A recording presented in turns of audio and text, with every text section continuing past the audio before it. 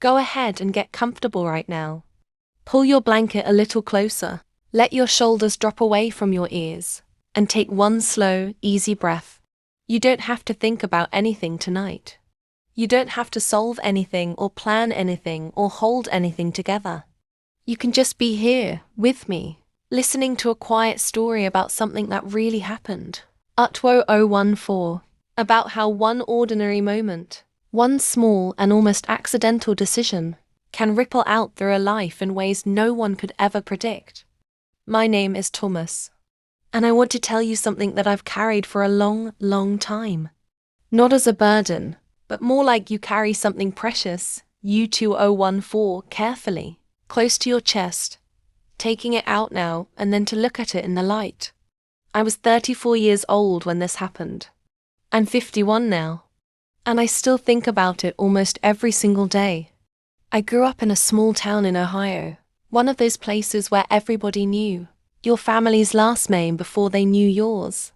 The town was called Mill Haven, and it sat in a flat stretch of land between two low hills that weren't really hills at all.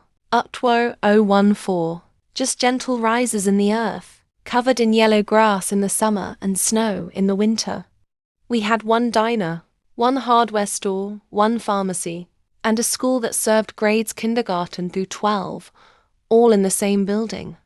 The kind of town that people pass through on their way somewhere else and think, briefly, what it might be like to slow down and stay. I didn't stay. Not really. Not the way some people do.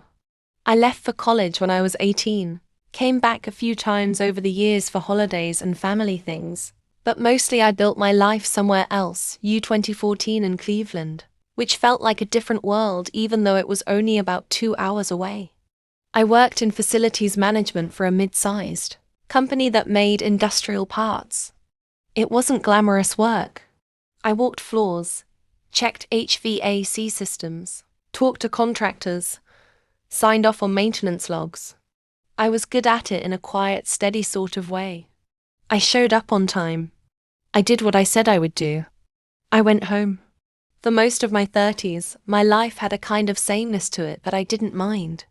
I lived in a one-bedroom apartment on the second floor of a brick building on a street lined with maple trees.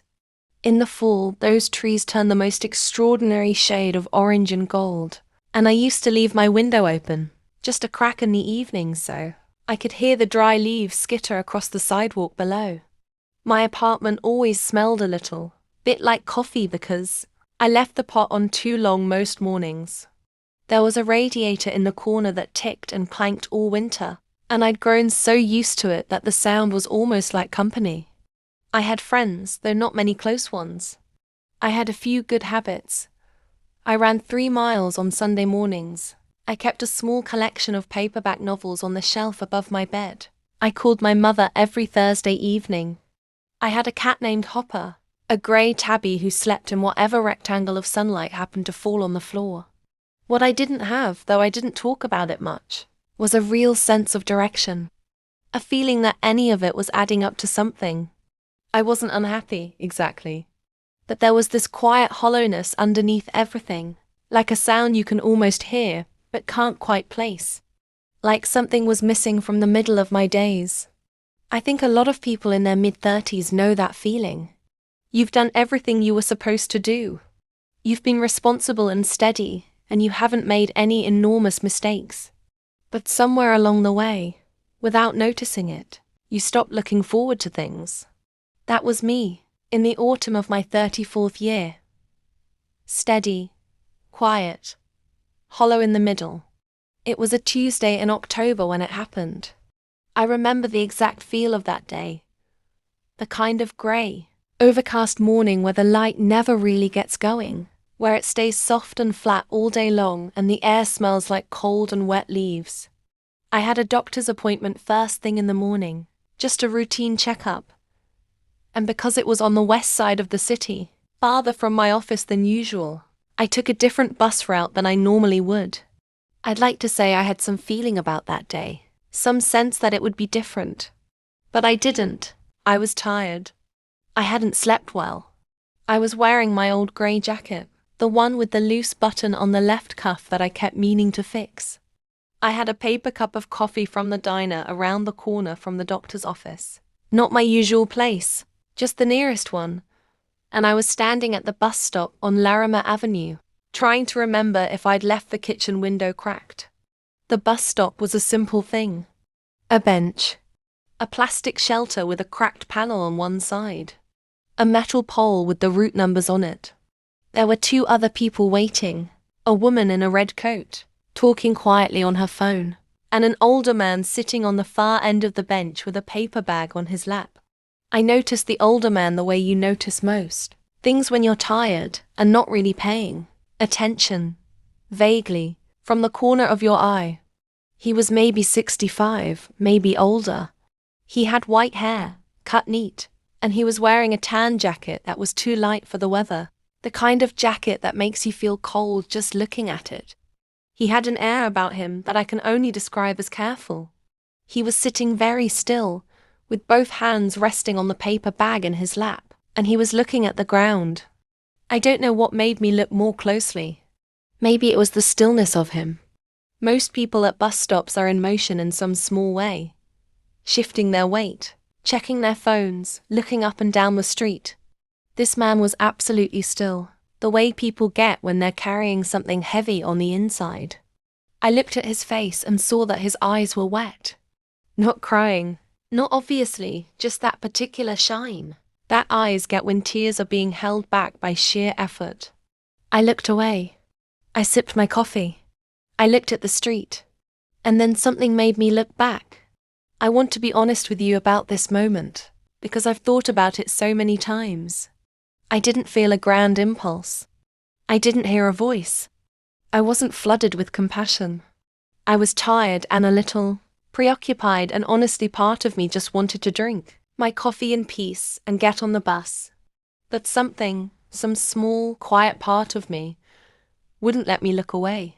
I walked the few steps to where he was sitting and said, in the most ordinary voice you can imagine, "Excuse me, are you all right?" He looked up. His eyes were a pale, watery blue, and they were surprised, genuinely surprised, the way people are when they're not used to being seen. "I'm fine," he said. The automatic answer, the one we give before we know what we really mean. I nodded. And then, because the bench was right there, and I wasn't sure what else to do, I sat down next to him. Not right next to him. There was a polite distance between us. I drank my coffee and looked at the street, and he sat with his paper bag, and for a moment neither of us said anything. "I'm going to see my daughter," he said, finally, quietly. Not to me exactly.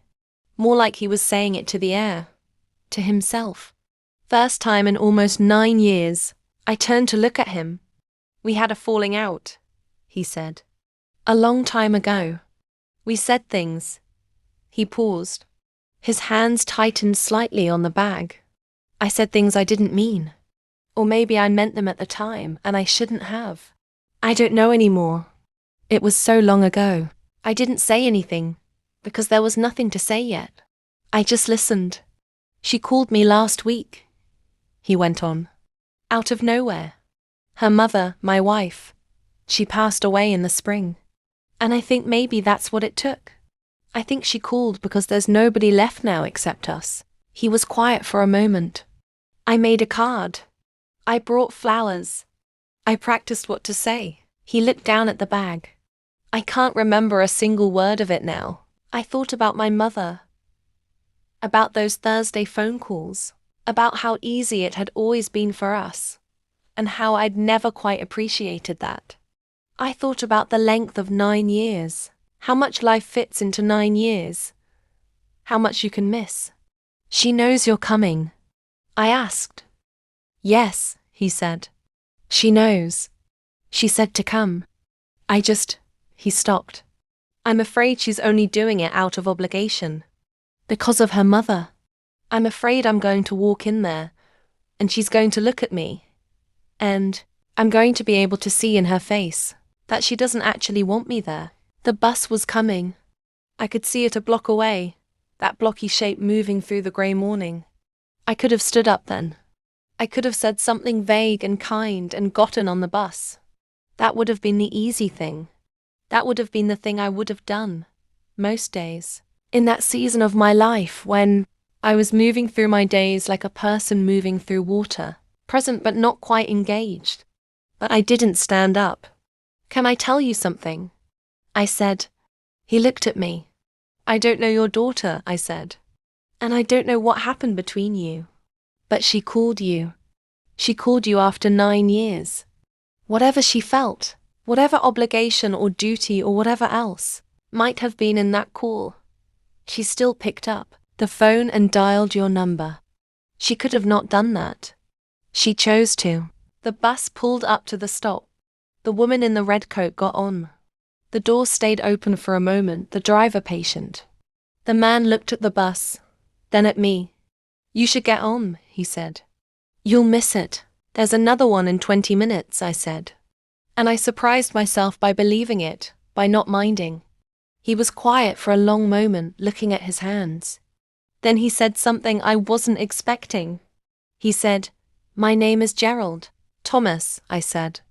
We shook hands. His grip was dry and light, the handshake of a man who'd been formal all his life. The bus pulled away. We sat there for another few minutes, Gerald and I, and he told me a little more. Not everything. You don't tell everything to a stranger at a bus stop on a grey Tuesday morning. But some things.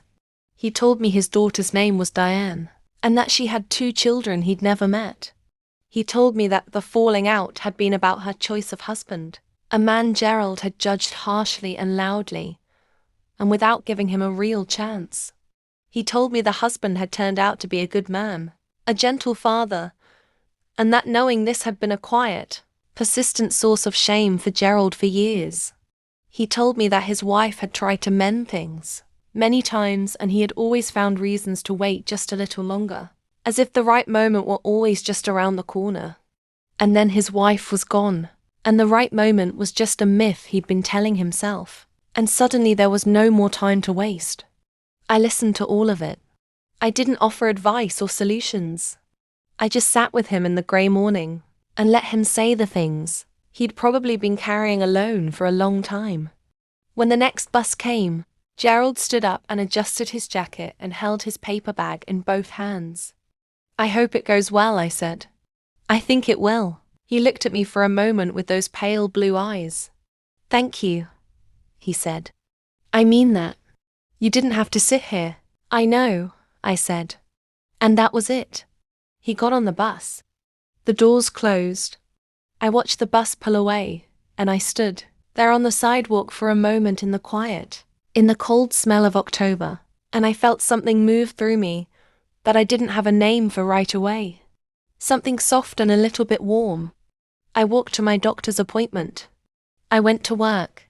I had a sandwich at my desk and answered emails and checked 2 maintenance reports and called a plumber about a leaking pipe in the 3rd floor bathroom. I came home, fed Hopper, made pasta, fell asleep reading. A completely ordinary day. Except it wasn't. I didn't think much more about Gerald in the days that followed. Not consciously. Life kept moving, the way it does. October became November. The maple trees outside my window went bare.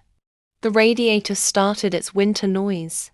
I ran my Sunday miles. I called my mother. But something had shifted in me in a way I couldn't quite put my finger on. The best way I can describe it is this. Before that morning at the bus stop, I had been moving through my life with my eyes slightly downcast. Not miserable, not checked out. Just not fully present, not fully seeing. And after that morning, something had nudged my gaze upward just a few degrees. Just enough. I started noticing things I hadn't been noticing. The woman who worked the morning shift at the coffee shop near my office, how she always remembered my order and asked how my week was going, and how I had been answering on autopilot for months without really engaging. I started actually answering. I started asking about her in return. I learned her name was Patricia, that she was working 2 jobs, that her son played Little League and was apparently gifted at it. I noticed the older man in my building, Mr. Beaumont, who I'd been passing in the hallway for 2 years with nothing more than a nod. I started stopping to talk.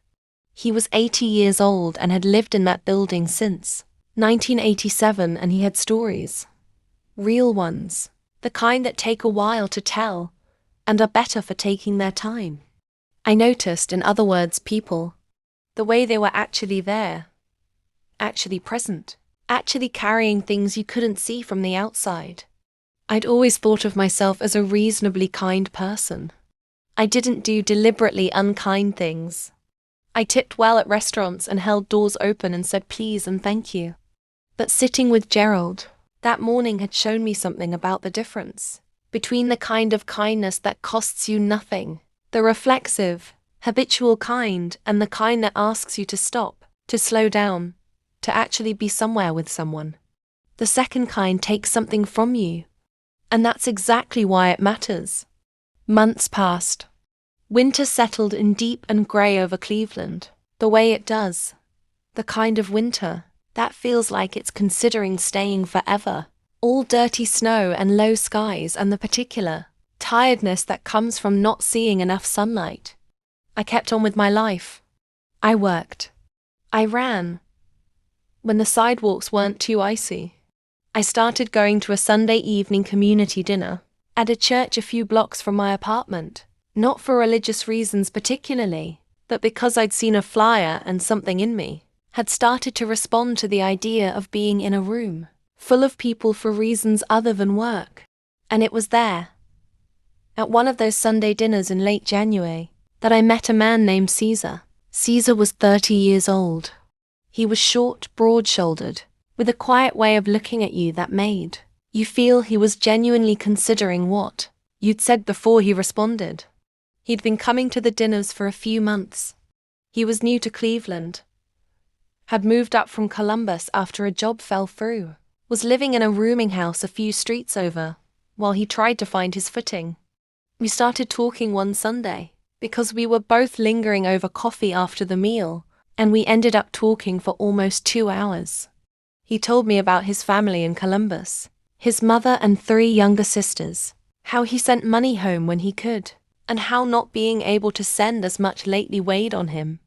He'd been working odd jobs, day labor, some warehouse shifts, while he looked for something steadier.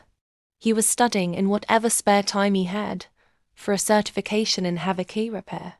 I listened, the way I'd been learning to listen, and as he talked about the Havaki certification, with a kind of restrained, careful hope, like someone who doesn't want to want something too much in case they don't get it, something clicked into place in my mind.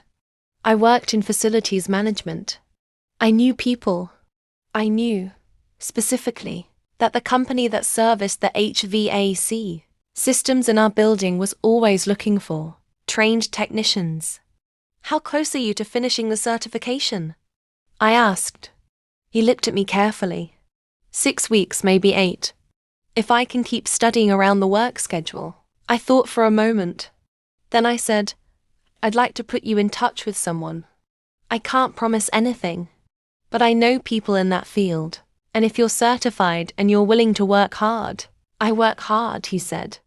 Not defensive, just clear. I believe you, I said.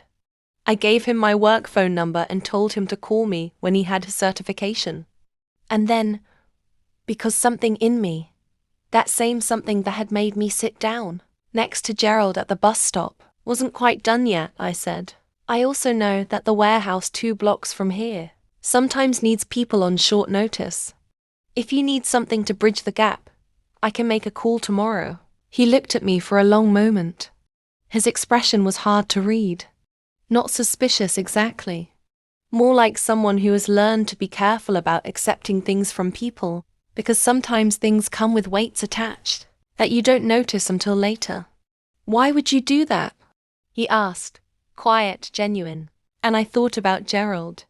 I thought about a grey morning in October, and a paper bag, and a man with pale blue eyes sitting very still on a bench, because somebody once stopped and sat with me when they didn't have to, I said.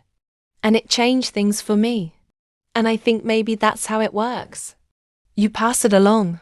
Caesar got the warehouse job within the week. He got his HVAC certification in 7 weeks. I made the introduction I'd promised. And 4 months later, he had his first real position as a junior technician with the servicing company. We stayed in touch. Not in a formal way, just the way people do when they've genuinely connected. A text now and then, the occasional Sunday dinner when our schedules lined up. I watched him find his footing in the city, watched him move out of the rooming house and into an actual apartment, watched the tension in his face slowly ease, the way a person relaxes when they can finally see a little further ahead than the next day. A year after we met, he told me he was sending more money home. His mother had been able to fix the roof on the house in Columbus. One of his sisters was starting community college. He said, "I don't think you understand what you did." I said I really hadn't done that much. I'd made a few calls. I'd introduced some people. He shook his head. "No," he said. "It wasn't the calls. It was that you saw me. You actually saw me. And you made me feel like what I was trying to do was possible. Like I wasn't crazy for still trying." I had to look away for a moment. Out the window of the coffee shop where we were sitting, at the street, at the grey Cleveland winter going on without us. "Someone did that for me once," I said again. I never saw Gerald again.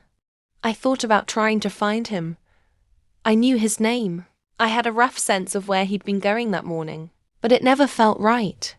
Some encounters are complete in themselves.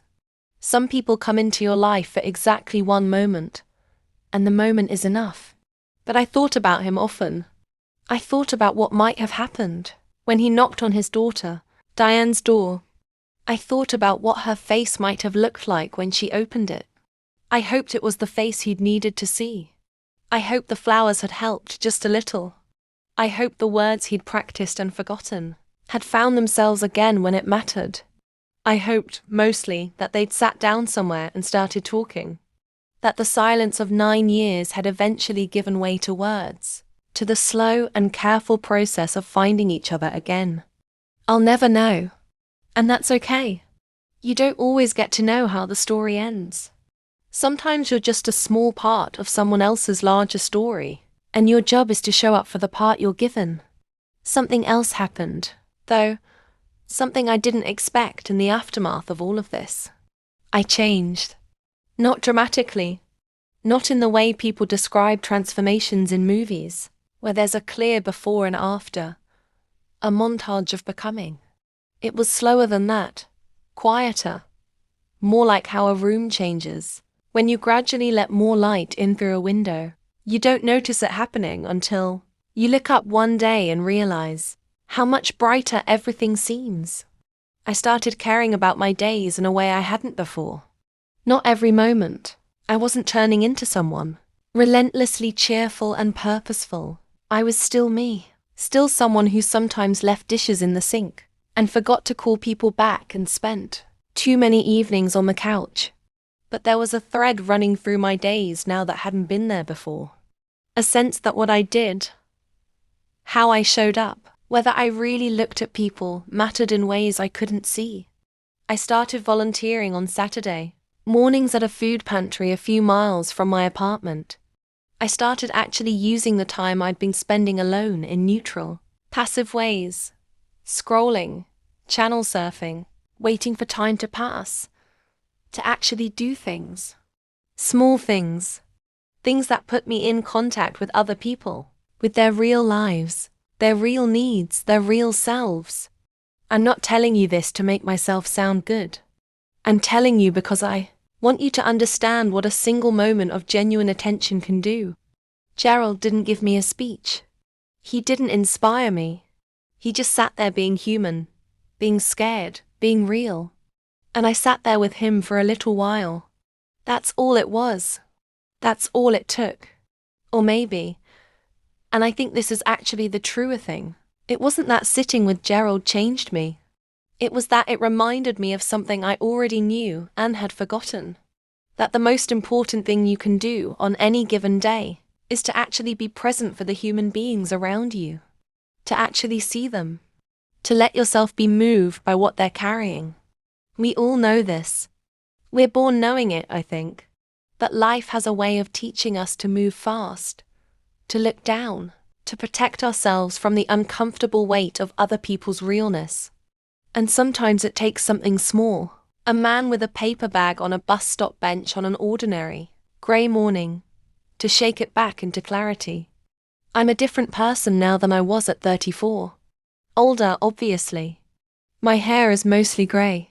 My knees disagree with me on cold mornings. I don't run 3 miles anymore. I walk them. And I take my time. I live in the same city, though a different neighborhood now. I have a larger apartment, a little closer to the lake. On still mornings I can sometimes hear the water. I still have a cat. Hopper lived to be 16, which felt like a small miracle.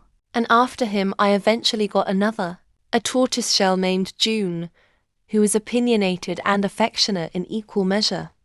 I have people in my life now in a way I didn't before. Real people, real connections, not just acquaintances and work colleagues and the vague warmth of neighbors, recognized from a distance. Caesar is one of my closest friends.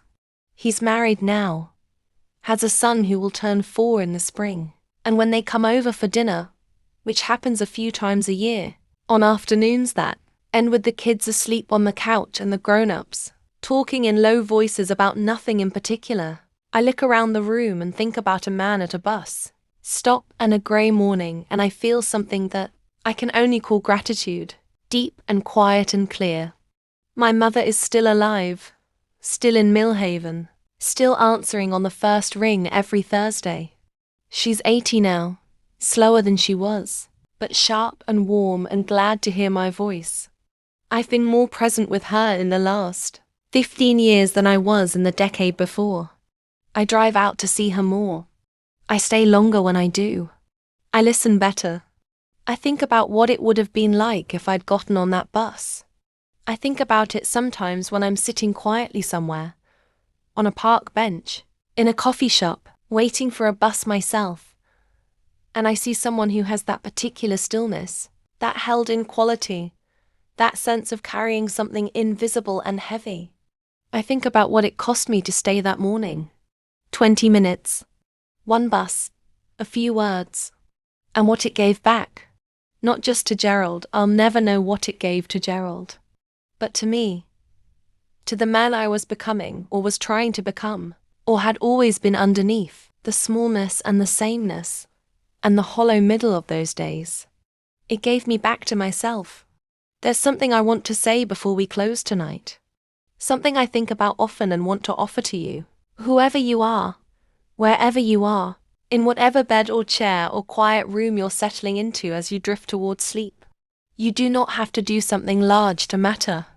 The world is full of quiet moments that pass, unnoticed, a word spoken at the right time, a hand on a shoulder, the simple act of stopping when everything in you wants to keep moving. These moments don't make the news. They don't get commemorated. Most of the time, neither person involved will ever fully understand what passed between them. But they matter. They matter in ways that spread outward like rings on still water, long after the original ripple has faded. Gerald sitting on that bench changed me. I changed Caesar's path, in some small way, and Caesar's stability changed his family's life in Columbus. And those ripples keep moving, keep spreading, into a future neither of us can see. You never know when your moment will come, when you'll be the one at the bus stop, or the one sitting on the bench. But I really hope that when it does, something in you will slow down. Something in you will choose to stay. Because that's the whole thing, really. That's the whole beautiful, quiet thing. You stay, that's all. You just stay a little while longer, and you let yourself be there, and somehow, that's enough. Let your breath slow down now. You've been listening for a while, and your body knows it's safe to rest. Let your hands go soft where they're resting. Let your jaw loosen just a little. I hope this story found you at the right time. I hope it reminded you of something, the way it was a reminder for me.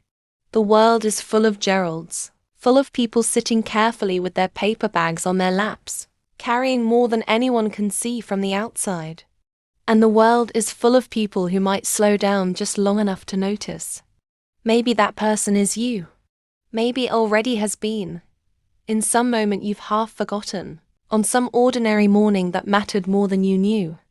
The maple trees outside my window turned gold again this fall. They do it every year, without fail, this extraordinary, unasked for gift of color. October after October after October. I stood at my window last month and watched the leaves come down in the pale morning light. And I thought about that bus stop, about pale blue eyes and a paper bag and 20 minutes on a bench. And I felt it all move through me the way old feelings do. Quietly, warmly, like the last good light of an afternoon. Sleep now, if you can. Let the day go. It's over and it was enough, and tomorrow will come gently and bring with it whatever it brings. You are here, and that matters. And somewhere out there the world is very quiet and very still, and the leaves are resting on the cold ground, and the water is moving slowly under a winter sky, and everything is going to be all right. Good night.